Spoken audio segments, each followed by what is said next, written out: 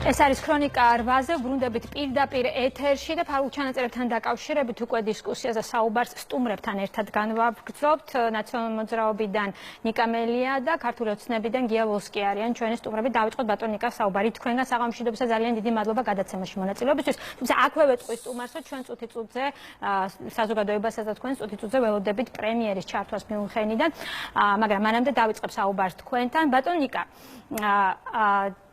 ამ ფარულ ჩანაწერებთან დაკავშირებით კვირის დასაწყისში, გამარჯობათ კიდევ ერთხელ, გაირკვა შინაგან საქმეთა სამინისტრომ გვაუწყა და გვაცნობა, რომ ჩანაწერი არის ავთენტიკური. ამის შემდეგ უმრავლესობამ მოითხოვა, რომ არა მოპოვების გავრცელების, უკანონო მოპოვების გავრცელების თაობაზე წარიმართოს გამოძიება, არამედ მის შინაარსთან დაკავშირებით. ეს გახდა შემდეგ უკვე პოლიტიკური განცხადებების და სპეკულაციების თემა. თქვენ როგორც პოლიტიკოს არ გაინტერესებთ მაგალითად კონკრეტული ჩანაწერის შინაარსი, სადაც საქალაქო სასამართლოს თავმჯდომარესთან და ძალიან დიდ თანხასთან დაკავშირებით არის საუბარი. თქვენ როგორც პოლიტიკოს გიჩნდებათ ინტერესი? მოგესალმებით, ცოტა თუ გამოასწორებენ და არ მესმის კარგად, გავიგე შინაარსი თქვენი კითხვისა. მოგესალმებით. რა თქმა უნდა, მაინტერესებს ისე როგორც თქვენ გაინტერესებთ, მაგრამ არა მხოლოდ ეს მაინტერესებს. ანუ თუ გაინტერესებთ, ესე იგი შესაბამისად გამოძიებაც უნდა დაიწყოს, ხო? ასე ფიქრობთ? ბატონო, კი ბატონო, რა თქმა უნდა, არა მარტო მე და თქვენ გაინტერესებს, მთელ საქართველოს აინტერესებს, მაგრამ არა მხოლოდ ეს აინტერესებს. გვარამიამ განაცხადა, რომ ეს არის დამონტაჟებული, ავთენტურობა მან დაადასტურა, მაგრამ იქვე განმარტა, რომ ამ საუბარს ესწრებოდა სხვა ადამიანს, ანუ მესამე პირი და პერიოდულად მეოთხე ადამიანს უერთდებოდა და მათი საუბარი იქ, ასე ვთქვათ, არ ისმის. ანუ ეს ნიშნავს, რომ არის დამონტაჟებული და ამასაც თავი რომ დავანებოთ თქვენს და მეც შეუერაღებელი ყურითაც კარგად მოვისმინეთ თუ რამდენი ჭრა იყო გაკეთებული, როდესაც ეს საუბარი გავრცელდა. მაგრამ აქ ხომ ეს არ არის. სპეციალისტები საუბრობენ, რომ უწყვეტია ეს, ამიტომ გაჩნდა ეს კითხვები, რატომ? გასაგებია, მაგრამ ეს ხომ არ არის ის მთავარი, ასე ვთქვათ, ის მთავარი პრობლემა, რაზეც ახლა ჩვენი ძვირფასი დრო უნდა დავხარჯოთ. მე დარწმუნებული ვარ, თქვენ ასევე გაინტერესებთ, რა პოზიცია მაქვს მე იმასთან დაკავშირებით, რომ ზეწოლა ხორციელდება უზენაესი სასამართლოს მოსამართლეებთან დაკავშირებით, ხო? ეს პოზიციაც ხომ გაინტერესებთ? ჩვენ უზენაესი სასამართლოს მოსამართლეებთან დაკავშირებით თქვენ პოლიტიკური პარტიის წარმომადგენლებთან არაერთხელ ვისაუბრე, მაგრამ მოგცემთ ამაზეც საუბრის საშუალებას. თუ შეიძლება რომ აცადოთ, მე ვიტყვი აუცილებლად მოგცემთ საშუალებას, რადგანაც კვირის თემა იყო ეს, თქვენ საუბრობთ იმის შესახებ, რომ კი გაინტერესებთ ეს შინაარსი. გესმით ჩემი ხმა, კარგად გესმით ბატონ ნიკა? უკეთესადაც შეიძლება, მაგრამ უარესადაც. კი, უკეთესადაც კი შეიძლება, მაგრამ იმედია რომ გაწვდით ჩემს კითხვას თქვენამდე აღწევს, ესე რომ ვთქვათ. ჩემი კითხვა მდგომარეობს იმაში, როდესაც საქალაქო სასამართლოს თავმჯდომარე მიდის თანამდებობიდან და მის კონკრეტულ დეკლარაციაში ჩდება ის თანხები, რომელზედაც ამ ფარულ ჩანაწერში არის საუბარი, ეს არ ბადებს თქვენში ინტერესს, რომ დაიწყოს გამოძიება. გასაგებია, გაარკვიო უნდა გაირკვეს ყველაფერი, რა თქმა უნდა, ეხლა მოდით ამ მამუკა ახლადია, არანაირი კავშირი არ ქონდა იმ რომც ყოფილიყო ავთენტური და რომც ყოფილიყო დაამონტაჟებელი, ხომ? და შევთანხმდეთ, რომ დამონტაჟებული არ არის.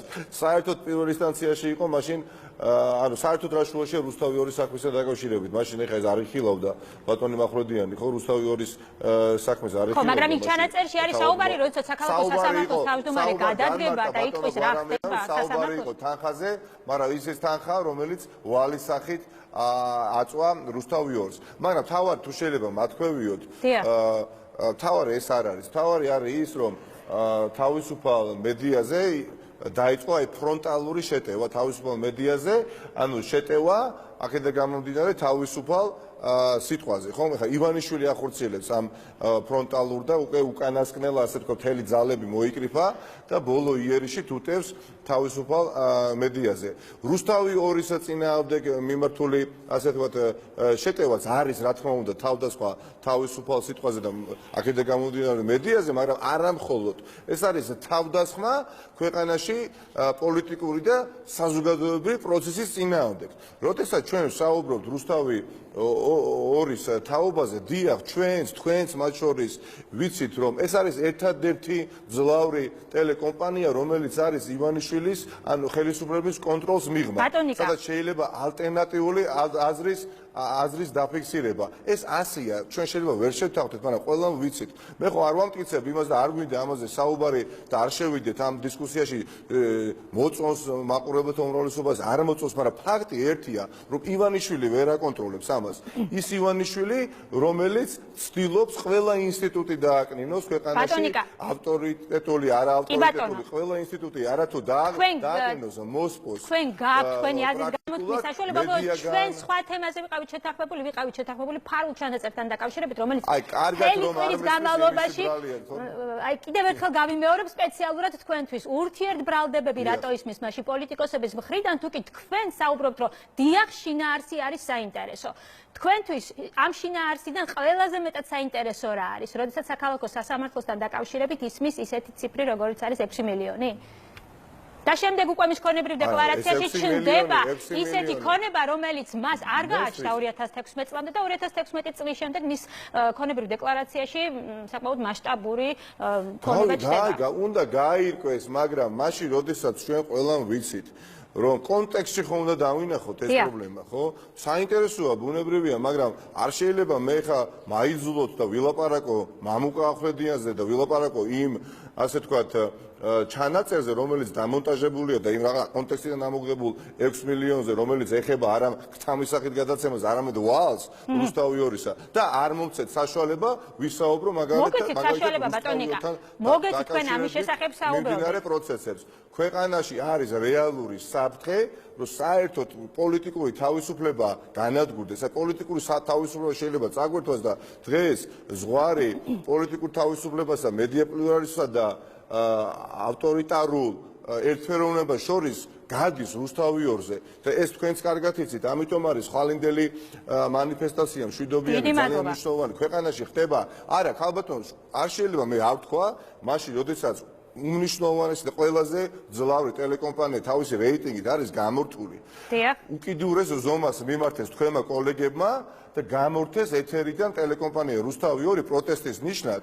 ხვალ იმართება აქცია 2 საათზე და ამის საუბარზე ჩვენ არ ვსაუბრობთ და ვისაუბროთ. ჩვენ ამის საუბარზე საკმაოდ ვრცელი რეპორტაჟი ქონდა ბატონ ნიკა და ჩვენ კვირის თემებს შევეხეთ. ეს თემა არ დარჩენია ჩვენს მაყურებელს ყურადღების მიღმა, იმიტომ რომ ამ თემაზე რეპორტაჟი იყო ჩვენს არხზე.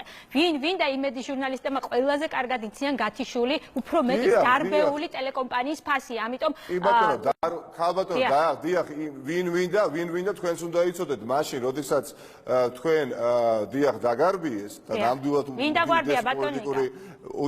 უდიდესი პოლიტიკური მოძრაობის პოლიტიკური მე მეკითხებით? ვინ დაგარბიათ?